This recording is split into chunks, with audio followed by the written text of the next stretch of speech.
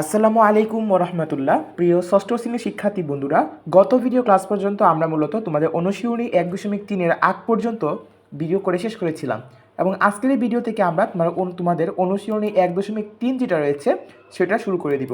So বন্ধুরা, চলো বেশি কথা না বাড়িয়ে আমরা ভিডিও আলোচনা শুরু করে দিই। তবে ভিডিওটি শুরু করার আগে তোমাদের কাছে একটা অনুরোধ থাকবে, যদি আমাদের এই চ্যানেলের কোনো ভিডিও তোমার কাছে কোনো রকমের হেল্পফুল মনে হয় তাহলে অবশ্যই আমাদের চ্যানেলটিকে সাবস্ক্রাইব করে আমাদেরকে সাপোর্ট করবা। আর যদি ভিডিওটি ভালো লাগে তাহলে অবশ্যই লাইক করে দিবা। সো চলো আমরা আমাদের মূল আলোচনা শুরু করে দিই। সো আজকে আমাদের মূল আলোচ্য বিষয় হচ্ছে অনুশীলনী 1.3। তো আমি অনুশীলনী 1.3 যেই অনুশীলনীটা রয়েছে সেটা সমাধান করার জন্য আমি তোমাদের পাঞ্জি গাইডটা নিয়ে নিয়েছি। আসলে যদি একটা একটা করে অঙ্ক তোমাদের জন্য কম্পিউটার টাইপ করে তোমাদের জন্য অঙ্কগুলো নিয়ে আসি তাহলে অনেক টাইম লাগবে। এতে করে দেখা যাবে তোমরা অঙ্কগুলো ভিডিওগুলো পেতে পেতে তোমাদের অনেক সময় লেগে যেতে পারে। সো সেই কারণেই মূলত আমি চেষ্টা করছি যাতে দ্রুত তোমাদের জন্য ভিডিওগুলো আনা যায়। সো চলো আমরা আমাদের মূল আলোচনা শুরু করে দিই। সো আমরা অনুশীলনী প্রশ্ন সমাধানে চলে আসলাম। দেখো একটা জিনিস খেয়াল করো, এখানে মৌলিক গুণনীয়কের সাহায্যে আমাদের গসাগু নির্ণয় করতে হবে। সো আগের ক্লাসের একটা আমরা একটু রিকেপ যদি করি, একটু আগের ক্লাসটা যদি আমরা একটু দেখি একটু কী কী শিখেছিলাম।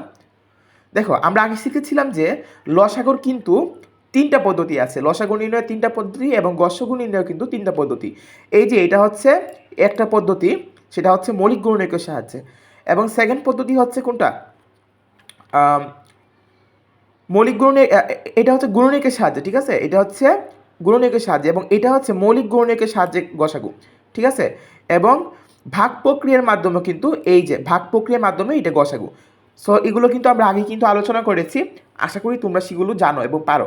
যদি তোমরা সেই ভিডিওগুলো না দেখে থাকো তাহলে প্লে লিস্ট থেকে তোমরা সেগুলো দেখে আসতে পারো। সো এখানে লসাগু নির্ণয়ের ক্ষেত্রে আমরা শিখেছিলাম গুণিতক দিয়ে একটা লসাগু নির্ণয় সূত্র, এবং আরেকটা হচ্ছে মৌলিক গুণনীয়ক দিয়ে এবং ইউক্লিডীয় প্রক্রিয়ায় লসাগু নির্ণয় করার পদ্ধতি সম্পর্কে আমরা শিখতে পেরেছিলাম। সো এখানে একটা জিনিস খেয়াল করো, সবাই যে জিনিসটা সবথেকে বেশি পেঁয়াজ লাগায় সেটা হচ্ছে এখানে কিন্তু লসাগু নির্ণয়ের ক্ষেত্রে মৌলিক গুণনীয়কের ক্ষেত্রে একটা সংখ্যা সর্বনিম্ন একবার থাকলে সেটা নিতে হবে এবং দেখতে হবে ওই সংখ্যাটা সর্বোচ্চ কতবার আছে, ঠিক আছে। মানে ধরো এই উদাহরণ যদি আমরা একটু খেয়াল করি, এখানে দেখো 2 আছে 2টা, 2 আছে 1টা, 2 আছে 3টা, আমাকে কিন্তু নিতে হবে 3টা 2 নিতে হবে। আবার এখানে 3 কিন্তু সবার মাঝে নাই, 3 কিন্তু একজনের মাঝে আছে, কিন্তু আছে তো সেই কারণে আমাকে 3কেও নিতে হবে, ঠিক আছে। নেওয়ার পরে গুণ করে দিব। আর গসাগুর ক্ষেত্রে আমাকে দেখতে হবে সর্বনিম্ন কতবার তারা কমন আছে বা সবগুলোর মধ্যে সাধারণ হিসেবে আছে ততগুলো আমাকে নিতে হবে সংখ্যা, ঠিক আছে। সো এই জিনিসটা তোমরা খেয়াল করবা। সো চলো আমরা অনুশীলনী প্রশ্নের সমাধান শুরু করি। আমাকে কি বলা হয়েছে, মৌলিক গুণনীয়কের সাহায্যে গসাগু নির্ণয় করতে। সো ফার্স্টে আমি তোমাদেরকে একটা অঙ্ক দেখিয়ে দিই একটু, ঠিক আছে। সো এখানে তোমরা মৌলিক গুণনীয়ক কীভাবে বার করবা, মৌলিক গুণনীয়ক বার করার পদ্ধতি হচ্ছে এই যে এটা হচ্ছে মৌলিক গুণনীয়ক বের করার একটা আদর্শ পদ্ধতি। তো ফার্স্টে আমরা সংখ্যা নিয়ে নিলাম 144, এবং সংখ্যাটাকে ফার্স্টে দেখবা তোমরা সব থেকে ছোটো এক ব্যতীত সব থেকে ছোটো কোন সংখ্যা দ্বারা ভাগ যায় বা মৌলিক সংখ্যা দ্বারা ভাগ যায়, ঠিক আছে। সব থেকে ছোটো মৌলিক সংখ্যা দ্বারা কোনটা ভাগ যায়। সো দেখতেই পাচ্ছ 144কে আমরা 2 দ্বারা ভাগ করলাম, পেয়ে যাচ্ছি 72, এবং 72কে 2 দ্বারা ভাগ করলে পাচ্ছি আমরা 36, 36কে 2 দ্বারা ভাগ করলে পাচ্ছি 18, তারপর আবার 18কে 2 দ্বারা ভাগ করলে পাচ্ছি আমরা 9, এবং 9কে যদি আমরা 3 দ্বারা ভাগ করি, কারণ 9 তো 2 দ্বারা ভাগ যাবে না, সো আমরা যদি 2-এর পরে 3 দ্বারা ভাগ করি 9কে তাহলে পাচ্ছি 3। সো এই সবগুলোই কিন্তু হবে তার মৌলিক উৎপাদক, এই সবগুলো হবে তার মৌলিক উৎপাদক। এই যে দেখো 144-এর মৌলিক উৎপাদক হচ্ছে 2 2 2 2 3 3, ঠিক আছে। এরকমভাবে আমরা 240 এবং 612-এর মৌলিক উৎপাদকগুলো আমরা বের করে ফেললাম, ঠিক আছে। সো এই আগের পদ্ধতিতে কিন্তু তোমরা এই দুইটা সংখ্যার মৌলিক উৎপাদক বা মৌলিক গুণনীয়কগুলো তোমরা বের করে ফেলতে পারবা। আসলে উৎপাদক এবং গুণনীয়ক কিন্তু একই কথা। তারপরে আমরা এখান থেকে কি করব, একদম কমন জয়টা উপাদান আছে সেই কমন উপাদানগুলো নিব, ঠিক আছে। কমন উপাদানগুলো সব সংখ্যাতেই যেই মৌলিক উৎপাদকগুলো সাধারণ আছে সেগুলো আমাকে নিতে হবে। সো দেখো এখানে 2 আছে 2টা, 2 আছে 2টা কমন, সবগুলোতে 2 অনেকগুলো থাকো তাতে আমার দেখা বিষয় না, 2 সর্বোচ্চ 2বার কমন আছে, ঠিক আছে। আবার দেখো 3 কিন্তু সর্বোচ্চ একবার কমন আছে, 5 কিন্তু সবার মাঝখানে কমন নাই, এবং 17 কিন্তু সবার মাঝখানে কমন নাই। তাহলে আমরা বলতে পারি যে 144, 240, 612-এর সাধারণ মৌলিক গুণনীয়কগুলো হচ্ছে 2 2, এটা হবে 2, এটা হবে 2, এখানে একটু মুছেই আছে, এটা 2 আর এটা হবে 3। সো এদের গুণ যদি আমরা করে দিই তাহলে পাচ্ছি 2 2 4, 3 4 12, 3 4 12। সো এটাই হচ্ছে মূলত এই তিনটে সংখ্যার গসাগু। সো এই একই প্রক্রিয়ায় তোমরা যেটা করবা, এই যে অঙ্কটা আছে না 525, 495, 570, এই অঙ্কটা তোমরা করে ফেলবা। আসলে আমি চাইলে তোমাদের প্রতিটা অঙ্ক করে দিতে পারি, তবে যদি প্রতিটা অঙ্ক করে দিই তাহলে তোমরা আসলে মানে মাথা খাটিয়ে কিন্তু অঙ্ক করবা না, অঙ্ক কিন্তু তোমাদেরকে করতে হবে। তোমরা যদি একটা অঙ্ক বুঝো বাকিগুলো তোমরা নিজেরাই করতে পারবা। সো এখানে এই অঙ্কটা তোমরা নিজেরাই করবা, করার পর তোমরা উত্তরটা মিলিয়ে নিবা।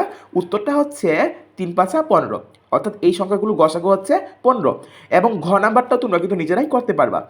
ঘ নাম্বারটাও সেম একই রকম, তোমরা এই ঘ নাম্বারটা করবা, করে উত্তরটা মিলিয়ে নিবা। উত্তরটা হবে এখানে 1, কারণ কি দেখো তো একটা জিনিস খেয়াল করো, এখানে মৌলিক উৎপাদক 2, 31, 43 এবং 9699 এর মৌলিক উৎপাদক হচ্ছে 3, 53, 61 এবং এদের মাঝখানে কিন্তু কোনো সাধারণ গুণনীয়ক নেই বা সাধারণ মৌলিক গুণনীয়ক নেই। তার মানে আমরা কি বলতে পারি বলো তো, আমরা কি বলতে পারি, এই দুটা সংখ্যা হচ্ছে পরস্পর সহমৌলিক। সহমৌলিকের ধারণা কি তোমাদের মনে আছে? মনে না থাকলে তোমরা আরেকবার বই থেকে একটু দেখে নিবা। সো যদি দুইটা সংখ্যা সহমৌলিক হয়ে যায় তাহলে তাদের গসাগু হবে 1, তাদের গসাগু হবে 1। ঠিক আছে, এই জিনিসটা তোমরা খেয়াল রাখবা। আমরা 2 নাম্বারটা চলি। 2 নাম্বারটা বলা হয়েছে ভাগ প্রক্রিয়ায় গসাগু নির্ণয় করতে হবে। ভাগ প্রক্রিয়ার মাধ্যমে আমাদেরকে গসাগু নির্ণয় করতে হবে। সো এই ক্ষেত্রে একটা জিনিস খেয়াল করো, ভাগ প্রক্রিয়ার মধ্যে আমরা কীভাবে গসাগু নির্ণয় করি? ফার্স্টে আমরা এই যে কোনো একটা সংখ্যাকে তার বড় সংখ্যা দ্বারা আমরা ভাগ করব। ঠিক আছে, যে কোনো একটা সংখ্যা দ্বারা তার বড় সংখ্যাটিকে ভাগ করব। সো এখানে দেখো 105 ছোট এবং 165 বড়, তাদেরকে ভাগ করে নিলাম। সো ভাগ করার পরে আমাদের এখানে অবশিষ্ট থাকতেছে হচ্ছে 60 বা ভাগশেষ থাকতেছে 60। সো এই 60 দ্বারা আবার আমরা 105কে ভাগ করব। এখানে যে 105টা রয়েছে সেটাকে ভাগ করবো, ভাগ করার পরে আমরা পাচ্ছি 45 ভাগশেষ। এবং এই 45 দ্বারা আমরা আবার 60কে ভাগ করব। ঠিক আছে, 60কে ভাগ করব, আমরা আবার ভাগশেষ পাচ্ছি কত? 15। এবং এই 45কে আবার আমরা 15 দ্বারা ভাগ করব। এই 45কে আমরা আবার 15 দ্বারা ভাগ করব। তাহলে আমরা যতক্ষণ পর্যন্ত নিঃশেষে বিভাজ্য বা ভাগশেষ শূন্য না আসতেছে ততক্ষণ পর্যন্ত আমরা এই পদ্ধতি অনুসরণ করে যাব। তারপর যখন আমাদের ভাগশেষ শূন্য চলে আসবে তখন দেখবা সর্বশেষ ভাজকটা কত ছিল। সর্বশেষ ভাজকটা কত ছিল এটাকে বলা হয় ভাজক। সো শেষ ভাজক ছিল কত? 15। তাহলে আমরা বলতে পারি দুইটা সংখ্যার গসাগু হবে 15। তো সেম প্রক্রিয়া তোমরা অনুসরণ করে এই 3 সংখ্যাটাও করতে পারবে, কারণ আমরা আগে কিন্তু বই করেছি, উদাহরণ থেকে করেছি, অনেক কমই করেছি। তাই আমি এগুলো বেশি এক্সপ্লেন করলাম না, কারণ এক্সপ্লেন করলে আসলে ভিডিওটা অনেক লম্বা হয়ে যাবে। ঠিক আছে, আর 3 সংখ্যার ক্ষেত্রে তোমরা যেটা করবা সেটা হচ্ছে যে কোনো দুইটা সংখ্যা নিয়ে প্রথম কাজ করবা, করার পর সর্বশেষ যে ভাজকটা আসবে সেই ভাজক দ্বারা আবার তোমরা ওই বড় সংখ্যাটাকে তোমরা ভাগ করে ওই একই প্রক্রিয়া তোমরা চালিয়ে যাবা। ঠিক আছে, এবং এবার যদি আমরা 3 নাম্বারটা চলে আসি, 3 নাম্বারটা বলা হয়েছে মৌলিক গুণনীয়কের সাহায্যে আমাদেরকে লসাগু নির্ণয় করতে হবে। কিসের সাহায্যে? মৌলিক গুণনীয়কের সাহায্যে। এবং কি নির্ণয় করতে হবে? আমাদেরকে লসাগু নির্ণয় করতে হবে। ঠিক আছে, সো দেখো লসাগু আমরা নির্ণয় করা শুরু করে দিই। ফার্স্টে আমাদের যে অঙ্কটা আছে সেটা হচ্ছে 15, 25, 30। ঠিক আছে, 15, 25, 30। 15, 25, 30কে তাদের মৌলিক গুণনীয়কে বিশ্লেষণ যদি আমরা করি, এই যে আগে যে পদ্ধতিতে আমরা করেছিলাম না, মনে নাই? এই যে এই পদ্ধতিতে, ঠিক এই পদ্ধতিতে আমরা মৌলিক উৎপাদকগুলো বের করে ফেলবো। সো এখান থেকে আমরা 15 মৌলিক উৎপাদক পাচ্ছি 3, 5, 25 মৌলিক উৎপাদক পাচ্ছি 5, 5 এবং 30-এর মৌলিক উৎপাদক পাচ্ছি আমরা 2, 3, 5। ঠিক আছে, এবং এদের মাঝখানে দেখো প্রদত্ত সংখ্যাগুলোর মৌলিক গুণনীয়কে 2 আছে সর্বোচ্চ একবার, 3 আছে সর্বোচ্চ একবার, 5 আছে সর্বোচ্চ 2 বার। আমাকে কী খেয়াল করতে হবে? কোনো একটা সংখ্যা সবার মাঝখানে কমন থাকার কোনো প্রয়োজন নাই, সে যদি কোনো একবারও থাকে সেটাকেও আমাকে কাউন্ট করতে হবে এবং তাদের গুণফল নিলে আমরা পেয়ে যাচ্ছি কি? লসাগুটা। ঠিক আছে, সেম পদ্ধতি অনুসরণ করলে তোমরা কিন্তু পেয়ে যাবা এই 22, 88, 132, 198 এই সংখ্যাগুলোর মৌলিক উৎপাদক থেকে লসাগু। ঠিক আছে, লসাগু আসবে কত? 492। সো আসলে যারা এই ভিডিওটা নতুন দেখতেছো তাদের হয়তো বা একটু সমস্যা হতে পারে বুঝতে, বাট যারা আগের ভিডিওগুলো দেখে এসেছো আমার, তারা কিন্তু এই বিষয়গুলো তোমরা অনেক ভালো করে বুঝতে পারবে। কারণ আমি কিন্তু যখন বেসিক কনসেপ্ট নিয়ে আলোচনা করেছিলাম তখন এই জিনিসগুলো একদম তীক্ষ্ণভাবে আমি আলোচনা করেছিলাম। সো এখানে আমি আর তাই বেশি একটা আলোচনা করছি না। গ নাম্বার যেটা রয়েছে সেটা হচ্ছে 24, 36, 54, 72, 96। এদেরকে আমরা যদি মৌলিক গুণনীয়কে বিশ্লেষণ করে নিই তাহলে পাচ্ছি কত? 24-এ মৌলিক গুণনীয়ক হচ্ছে এইগুলা, এবং 36-এ মৌলিক গুণনীয়ক হচ্ছে এই যে এইগুলা, এবং 54 মৌলিক গুণনীয়ক হচ্ছে এইগুলা, এবং 72 মৌলিক গুণনীয়ক হচ্ছে এই যে এই সংখ্যাগুলা। ঠিক আছে, এবং এদের গুণফল নিলে আমরা কী পেয়ে যাচ্ছি? আমরা পেয়ে যাচ্ছি এদের লসাগু 864। হ্যাঁ, এরপর দেখো আমরা ইউক্লিডীয় পদ্ধতিতে লসাগু নির্ণয় করবো। এবার ইউক্লিডীয় পদ্ধতিতে লসাগু নির্ণয় তোমরা আশা করি পারো এবং জানো, কারণ আমরা আগে কিন্তু এগুলো পড়ে এসেছি। সো এখান থেকে আমার তেমন কিছু বলার নাই, জাস্ট আমরা ইউক্লিডীয় পদ্ধতির মাধ্যমে আমরা কী করব, ইউক্লিডীয় পদ্ধতির মাধ্যমে আমরা এটা লসাগু নির্ণয় করে ফেলবো। সো এখান থেকে যদি আমরা লসাগু নির্ণয় করি, দেখো 96 এবং 120 নিব এবং তাদেরকে 2 দ্বারা ভাগ যায়, থাকতেছে 48 এবং 60, তাদেরকে 2 দ্বারা ভাগ করে থাকতেছে 24 এবং 30, আবার তাদেরকে যদি আমরা 3 দ্বারা ভাগ করি তাহলে থাকতেছে 12 এবং 15, এবং সেই 12 এবং 15কে যদি আমরা 3 দ্বারা ভাগ করি তাহলে পাচ্ছি আমরা 4 এবং 5। ঠিক আছে, সো এই সবগুলোকে আমরা যদি গুণ করে দিই, যে এই সবগুলোকে আমরা যদি গুণ করে দিই, দেখো এই সবগুলোকে আমরা যদি গুণ করে দিই তাহলে আমরা পেয়ে যাচ্ছি কত, 480। এটাই হচ্ছে তার লসাগু। এটা এই পদ্ধতিকে বলা হয় কি, ইউক্লিডীয় পদ্ধতি। ঠিক আছে, সো এই সেম প্রসেস তোমরা যদি অনুসরণ করো তাহলে তোমরা পেয়ে যাচ্ছ এই যে এই সংখ্যাটার লসাগু। এবং এইখানে তোমাদের একটা জিনিস খেয়াল করতে হবে, লসাগু নির্ণয়ের ক্ষেত্রে আমরা কী করেছিলাম, লসাগু নির্ণয়ের ক্ষেত্রে আমাদেরকে প্রতিটার মধ্যেই ভাগ যাবে এমন একটা মৌলিক সংখ্যা আনতে হবে। বাট এখানে কিন্তু তোমাদের প্রতিটার মধ্যে ভাগ যেতে হবে এরকম কোনো মৌলিক সংখ্যা আনতে হবে না, ন্যূনতম বা সর্বনিম্ন দুইটা সংখ্যার মধ্যে ভাগ যায় এমন সংখ্যা আনলেই চলবে। দেখো 2 দ্বারা ভাগ করলাম, তারপরে আমাদের 30 এবং 55 ভাগ ছিল, আর বাকিগুলো আমরা ভাগ করে নিলাম। এবং এভাবে আমরা অনুসরণ করতে করতে আমরা সর্বশেষ আমরা যেটা পাচ্ছি 1 1 2 4 3, এবং এই সবগুলো সংখ্যা যদি আমরা গুণ করে দিই তাহলে পেয়ে যাচ্ছি এদের লসাগু। লসাগু হচ্ছে 7920। ঠিক আছে, সো এবার দেখো 5 নাম্বারটা আমরা চলি। 5 নাম্বারটা বলা হয়েছে কোন বৃহত্তম সংখ্যা দ্বারা 100 বাই 184কে ভাগ করলে প্রত্যেকবার ভাগশেষ থাকবে 4। সো এই অঙ্কগুলো কিন্তু আমরা আগে কিন্তু অনেকবার করেছি, উদাহরণের সময় আমরা 2বার করেছি সেম অঙ্কটা। সো এখানে আর তেমনভাবে আমি আলোচনা করতে চাচ্ছি না। সো দেখো যেহেতু বাকশেষ থাকবে 4, তাহলে আমরা যদি 100 থেকে 4 বিয়োগ করে দিই, 100 থেকে আমরা 4 বিয়োগ করে দিই এবং 184 থেকে আমরা 4 বিয়োগ করে দিই, তাহলে পাচ্ছি আমরা কত, 96 এবং 180। তার মানে হচ্ছে ওই বৃহত্তম সংখ্যা দ্বারা আমরা 96 এবং 180কে ভাগ করলে আমরা কি পাবো, 180কে এবং 96কে ভাগ করলে আমরা 0 পাবো। ঠিক আছে, সো এই হিসাব থেকে আমরা কিন্তু অঙ্কটা করতে পারি, যেহেতু বৃহত্তম সংখ্যা দ্বারা 100 এবং 184কে ভাগ করলে প্রত্যেকবার 4 ভাগশেষ থাকে, কাজে নির্ণয় সংখ্যাটি হবে, নির্ণয় সংখ্যাটা কি কত হবে, নির্ণয় সংখ্যাটা হবে এই যে দেখো 96 এবং 180 এর গসাগু, 180 এর গসাগু। হ্যাঁ, সো এখান থেকে আমি ভাগ প্রক্রিয়ার মাধ্যমে গসাগু নির্ণয় করেছি, তোমরা চাইলে অন্য যে কোনো প্রক্রিয়ার মাধ্যমে তোমরা গসাগুলো নির্ণয় করে ফেলতে পারো। গসাগু আসতেছে কত, 12, তাহলে আমাদের ওই নির্ণয়ের বৃহত্তম সংখ্যাটা হবে 12। ঠিক আছে, সো এবার চলো আমরা 6 নাম্বারটায় যাই। 6 নাম্বারটা বলা হয়েছে কোনো বৃহত্তম সংখ্যা দ্বারা 27 40 65কে ভাগ করলে যথাক্রমে 3 4 5 ভাগশেষ থাকবে। এটা একদম সেম অঙ্ক, আগের অঙ্কটার মতো একদম সেম। ঠিক আছে, এটা যদি আমি করে দিই তাহলে বুঝবো যে তোমরা আসলে কোনো পড়াশোনা কিছুই করো নি এবং তোমরা ভিডিওর কোনো আগামাতে কিছুই বুঝো না। ঠিক আছে, সো এই কারণে এটা তোমাদের হোমওয়ার্ক থাকবে, তোমরা বাসায় বসে একদম বই খাতা বন্ধ করে তোমরা চেষ্টা করবা এই অঙ্কটা করার নিজেরা, এবং লাস্টে তোমরা উত্তরটা মিলিয়ে নেবে। উত্তরটা হচ্ছে বৃহত্তম সংখ্যাটা হবে 12। ঠিক আছে, 7 নাম্বারটা বলা হয়েছে কি, দেখো কোন বৃহত্তম সংখ্যাকে 8 12 18 এবং 24 দ্বারা ভাগ করলে প্রত্যেকবার ভাগশেষ থাকবে 5, প্রত্যেকবার ভাগশেষ থাকবে 5। হ্যাঁ, এখানে একটু ডাকটা তোমরা খেয়াল করো, কোন ক্ষুদ্রতম সংখ্যা, এটা ক্ষুদ্রতম সংখ্যা আমাকে নির্ণয় করতে হবে। এই সংখ্যাটাকে আমরা যদি 8 12 18 এবং 24 দ্বারা ভাগ করি তাহলে প্রত্যেকবার ভাগশেষ থাকবে 5, প্রত্যেকবার ভাগশেষ থাকবে কত, 5। সো এখানে তোমরা যে কাজটা করবা সেটা হচ্ছে এই সবগুলো সংখ্যা যেটা রয়েছে সেই সংখ্যাটা তোমরা লসাগু নির্ণয় করে ফেলবা। সো এই সংখ্যাগুলো লসাগু আমরা পাচ্ছি কত, 72। একটা জিনিস খেয়াল করো, লসাগু মানে হচ্ছে একটা গুণিতক। সো সবার যে কমন গুণিতকটা আছে, সর্বনিম্ন যেই জায়গায় গিয়া সবার গুণিতকগুলো মিলে যায়, ঠিক আছে, সেটাই হচ্ছে লসাগু বলি আমরা। সো এখানে 72 হচ্ছে 4টা সংখ্যার লসাগু, অর্থাৎ এদের সবার সাধারণ গুণিতক হচ্ছে 72।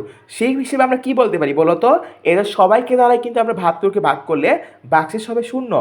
বাট আমাদের এখানে বলা হয়েছে কি, ভাগশেষ থাকতে হবে 5, ভাগশেষ আমাদেরকে থাকতে হবে 5। সেক্ষেত্রে আমরা কি করলাম, 72-এর সাথে আমরা 5 যোগ করে পেয়ে গেলাম কত, 77। সো এই ক্ষেত্রে আমরা কিন্তু 77কে যদি আমরা 4টা সংখ্যা দ্বারা ভাগ করি তাহলে কিন্তু আমরা প্রতি ক্ষেত্রে 5 করে ভাগশেষ পেয়ে যাব। ঠিক আছে, একদম ইজি, আমরা কিন্তু এগুলো আগে অনেকবার করেছি। সো এগুলো নিয়ে আমি বেশি একটা আলোচনা করছি না। সো এবারে যদি আমরা 8 নম্বরে যাই, 8 নম্বর যেটা রয়েছে সেটা হচ্ছে কোন ক্ষুদ্রতম সংখ্যাকে 20 25 30 36 48 দিয়ে ভাগ করলে যথাক্রমে 15 20 25 31 ও 43 ভাগশেষ থাকবে। এটা আসলে একদম সেম অঙ্কই, তবে এখানে একটু ঝামেলা আছে। এইটার মতো একদম হুবহু হবে না আর কি, ঠিক আছে। সো এই ক্ষেত্রে প্রদত্ত ভাজক ও ভাগশেষের মধ্যে পার্থক্য, প্রদত্ত ভাজক এবং ভাগশেষের মধ্যে আমরা পার্থক্য বের করে ফেললাম। সব ক্ষেত্রে কিন্তু আমরা পাচ্ছি 5 করে, ঠিক আছে, যা প্রতি ক্ষেত্রে কিন্তু একটা নির্দিষ্ট সংখ্যা, প্রতি ক্ষেত্রে একটা নির্দিষ্ট সংখ্যা। হ্যাঁ, ওই ক্ষুদ্রতম সংখ্যাকে যদি আমরা এত দ্বারা ভাগ করি তাহলে এত করে ভাগশেষ থাকতেছে, তাই না? সো আমরা এখানে দেখো প্রতি ক্ষেত্রে কিন্তু 5 করে আমাদের একটা নির্দিষ্ট সংখ্যা থাকতেছে। সো এই ক্ষেত্রে আমরা বলতে পারি ক্ষুদ্রতম সংখ্যাটা হবে এত এত এত এর লসাগু থেকে 5 কম। এই সবগুলো সংখ্যা লসাগু থেকে 5 কম, তাহলে এই সবগুলো সংখ্যার লসাগু আমরা পাচ্ছি কত? 3600। এবং এদের থেকে 5 কম করে দিয়ে আমরা পাচ্ছি নির্ণীয় ক্ষুদ্রতম সংখ্যাটা হচ্ছে 3595। ঠিক আছে, একদম ইজি। সো এইখানে আসলে যে কাজটা করছে, সেটা হচ্ছে যে এদের লসাগু যদি আমরা বের করি, এই যে সংখ্যাগুলো যে রয়েছে, বড় সংখ্যার উপরে যে সংখ্যাগুলো রয়েছে সবার যদি লসাগুলো আমরা বের করে ফেলি, সো লসাগুলো যদি বের করি তাহলে যেই সংখ্যাটা আসবে সেটাকে কিন্তু আমরা এই সবগুলো সংখ্যা দ্বারা ভাগ করলে ভাগশেষ থাকবে না, ভাগশেষ হবে 0। সো লসাগুকে যদি আমরা এই সংখ্যাগুলোতে ভাগ করি তাহলে ভাগশেষ থাকতেছে আমাদের 0, কিন্তু আমাদেরকে বলা হয়েছে কি যথাক্রমে 15, 20, 25, 31, 43 ভাগশেষ থাকবে। সেই কারণে আমি কি করলাম, আরও 5 করে বিয়োগ করে দিলাম।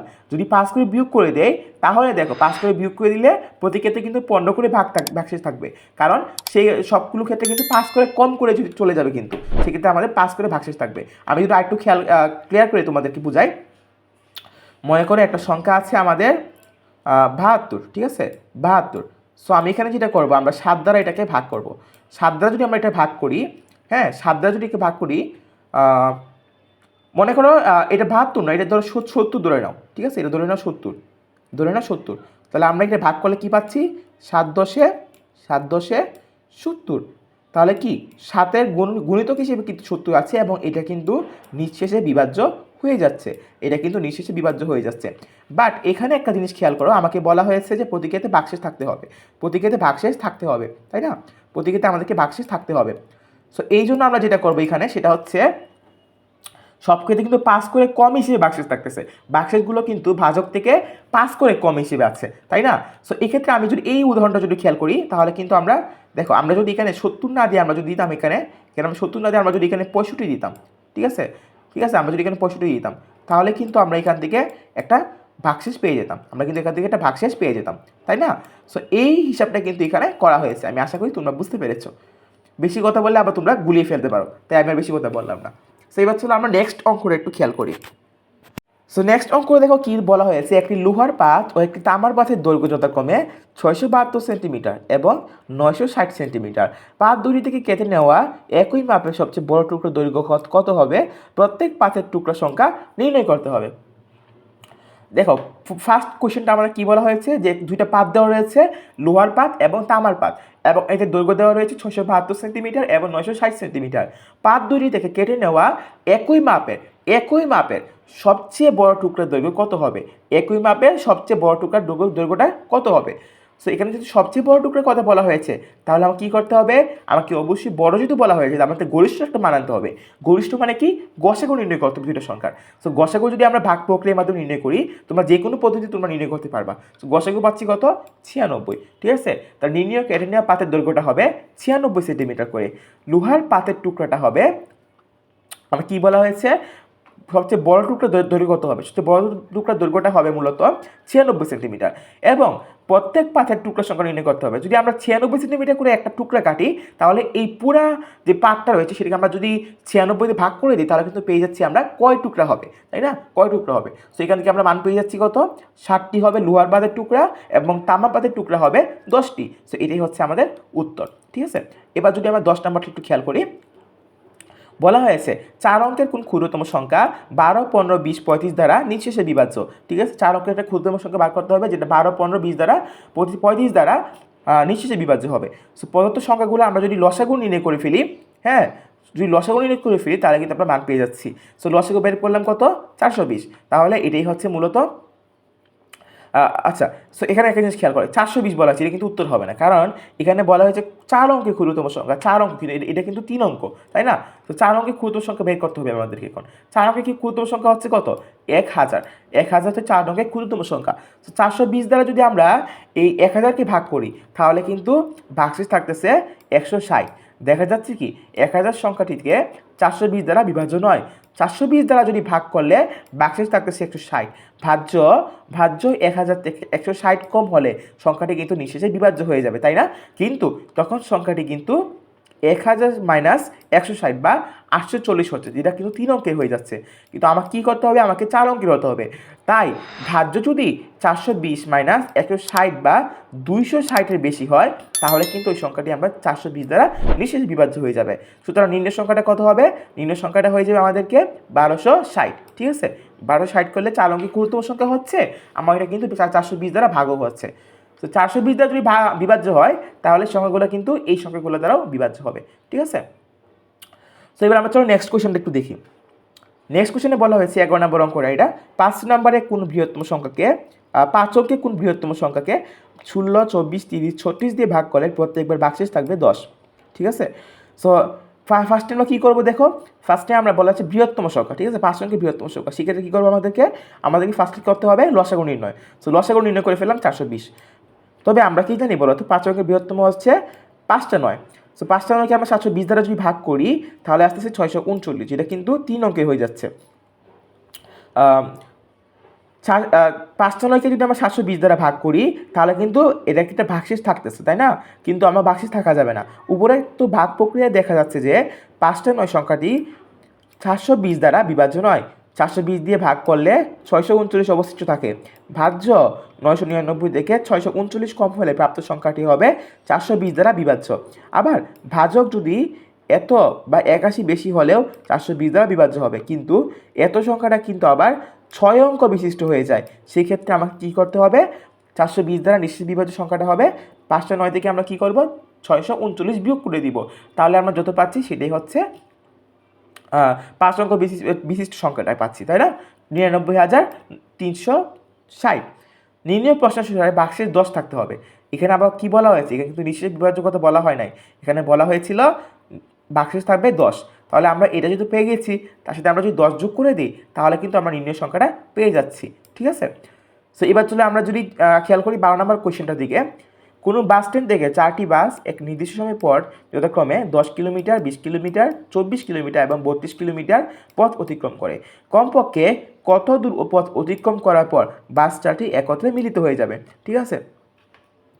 সো এখানে যেহেতু বলা হয়েছে কমপক্ষে বলা হয়েছে, তা আমরা কিন্তু এখানে লসাগু নির্ণয় করতে হবে আমাদেরকে। যেহেতু কমপক্ষে বলা হয়েছে, তাহলে আমাদেরকে লসাগু নির্ণয় করতে হবে। তো লসাগুটা যদি আমরা নির্ণয় করে ফেলি, তাহলে পাচ্ছি কত? 480, ঠিক আছে?